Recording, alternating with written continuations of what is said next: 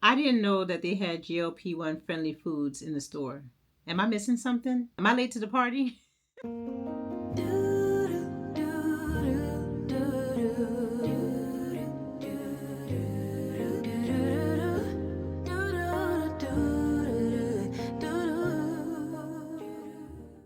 Welcome, guys. My name is Patrice, The.Patrice.Denise. I'm over here living a healthy, sustainable life, one day at a time, one step at a time. Thank you for coming over here if you're new. Thank you for coming back if you're not new. But yes, am I late to the party? Did y'all know that they had foods in the store that said GLP-1 friendly? I know it's a marketing strategy, but I wanted to research it for myself and see why is this considered GLP-1 friendly foods. So I have been on a GLP-1 since, since 2020. It is now June 7th of 2025. And I'm on GLP-1s because I was diagnosed with type 2 diabetes. My doctor put me on Ozempic in 2020.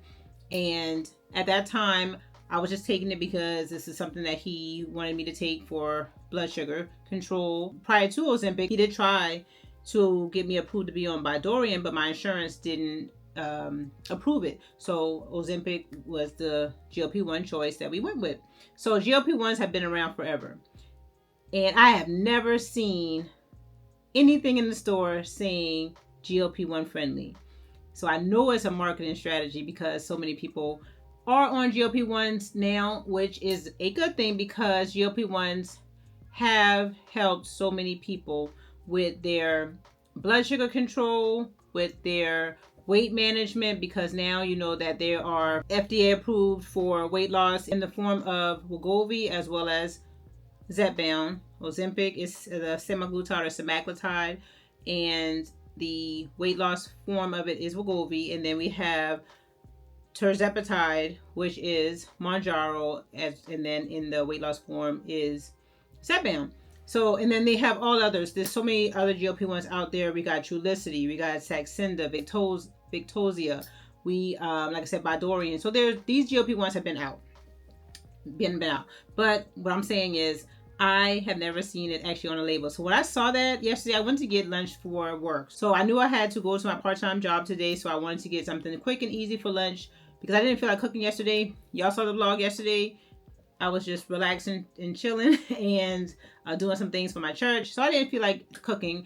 And plus I am doing 30 days. So I had to do some editing. I'm doing 30 days documenting my life as I am becoming a better me. So definitely hit subscribe if you haven't already and continue to be with me on this journey. But yes, so I wanted something quick and easy. And then I saw GLP-1 friendly. So I was like, how can this be? What does that mean? What does it mean to be GLP-1 friendly? So I went to our friend ChatGPT, and I just typed it in because with Google is good, but ChatGPT will list you'll answer your question and give you some detailed information too. So I went ahead and just did that. So I don't know if you can see it. You see the time it is? Yes, it is this time. And so I gotta hurry up and finish this video so I can edit you guys so that it can post by tomorrow. But I said, what are GLP-1 friendly foods? Simple question. And it said that GLP-1 friendly foods are those that support the natural production or effectiveness of GLP-1 glucagon-like peptide 1, a hormone that helps regulate blood sugar, promotes satiety, fullness, slows stomach emptying, and supports weight loss. It says these foods are especially helpful for people managing diabetes, prediabetes, insulin resistance, or those on GLP-1 medications like Ozempic, Wegovy, or Mounjaro. So top GLP-1 friendly foods is what it says, and it has a little broccoli by it. And the food that I had today, the Healthy Choice Simply Steamers Grilled Chicken and Broccoli Alfredo, it had broccoli in it. So it says high fiber vegetables. And those high fiber vegetables, it says that these help slow digestion and support blood sugar stability. So even if I didn't pick up that Healthy Choice meal, I could choose GLP-1 friendly foods by following what ChatGPT says by picking high fiber vegetables. Broccoli, Brussels sprouts. Y'all know I love Brussels sprouts. I gotta get back into get my Brussels sprouts. Ever since I started eating this sweet potato bowl, I've been neglecting my Brussels sprouts. I got to get back into that.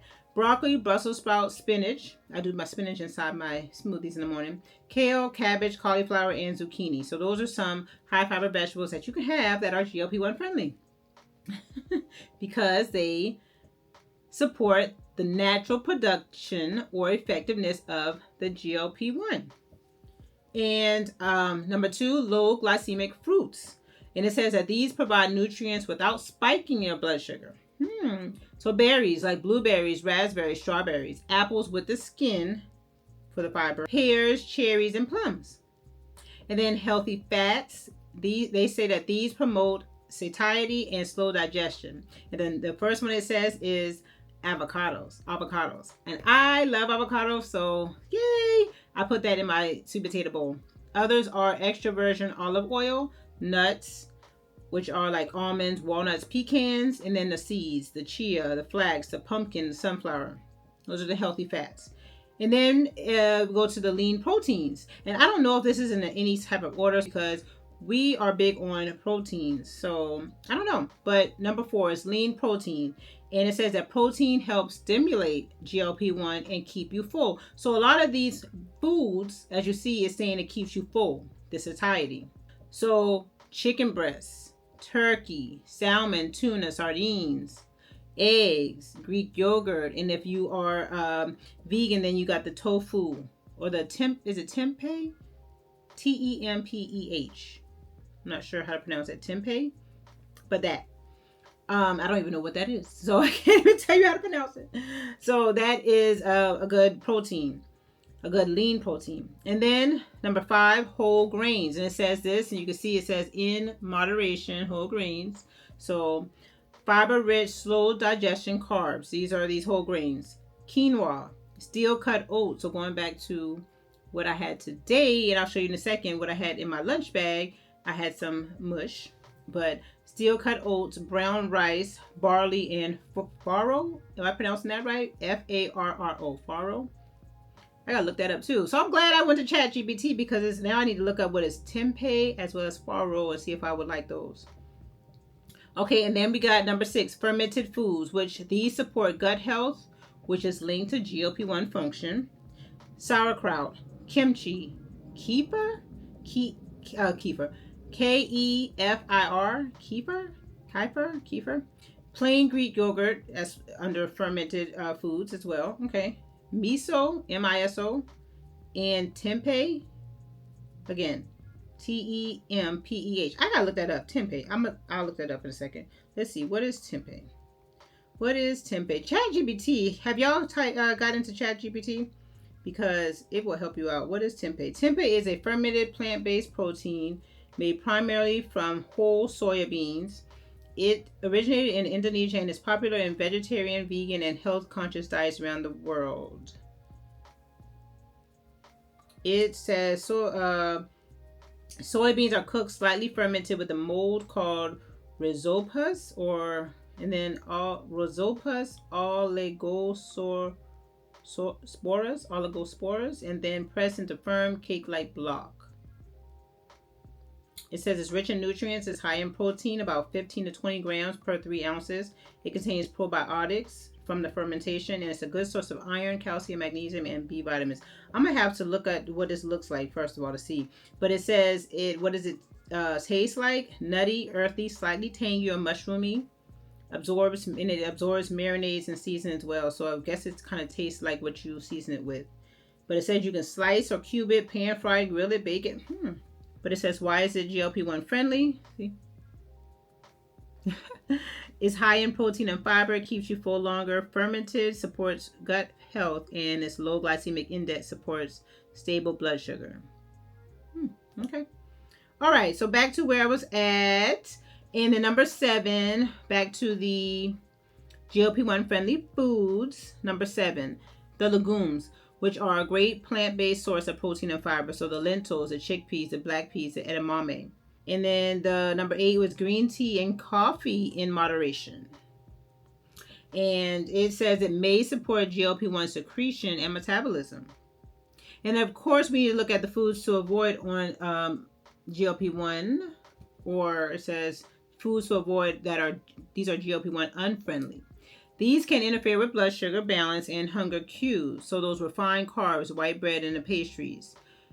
And so if you saw my vlog on yesterday, I did have pizza last night, and I'll show my blood sugar right now. My blood sugar was 108 this morning. So the carbs, I had 2 slices of pizza last night. So the carbs in that definitely spiked my blood sugar. So that's why you want to definitely, those refined carbs, you want to have that in moderation. Because if I had that every day, if you have that all the time, those type of carbs, those type of foods, your blood sugars are going to continue to go up and up and up and never have a chance to go down. And then that's not good for your blood sugars, your A1C, and your health. Sugary drinks and snacks, you want to stay away from those. Ultra processed foods, fried or greasy foods, and excess alcohol. So do I avoid these? So I don't have them on a daily basis. I try to stay with the things that you've seen above, mostly the high fiber vegetables, the low glycemic fruits. I got some cherries yesterday. So good, so good, so good. The healthy fats, of course, because avocado, and then the lean proteins. I do the chicken, the ground turkey, and then the chicken.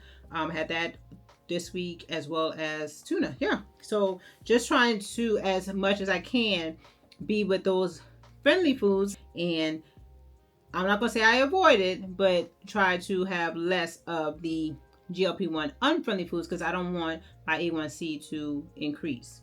So for instance, looking at my lunch bag today, I packed that Healthy Choice Simply Steamers, the grilled chicken and broccoli Alfredo. And you see it said GLP-1 friendly over there. I was like, wow, GLP-1 friendly. It had 4 grams of fiber. It was high in protein.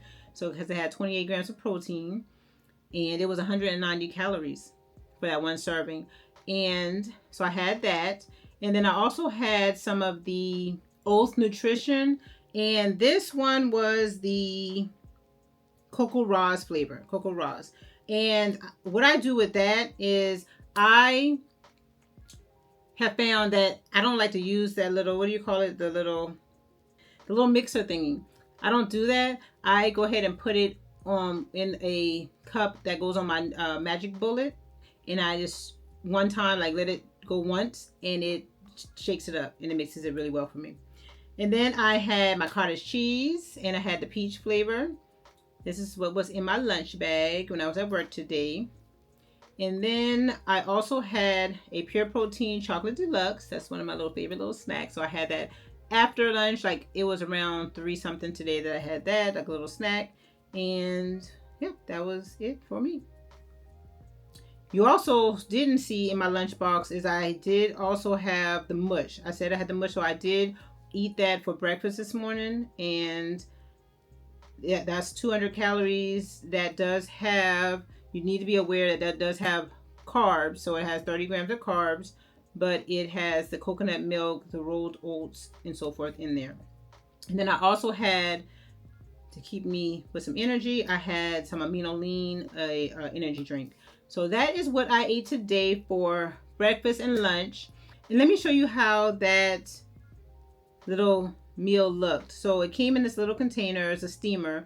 So you just put it in the microwave and you steam it for like, or you put it in the microwave for like 5 minutes.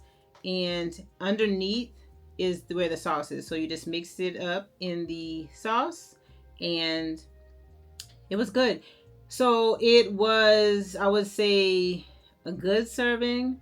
I'm glad that I had my cottage cheese there too to eat with it, because it's not a big serving, but it was enough for me, and I was satisfied.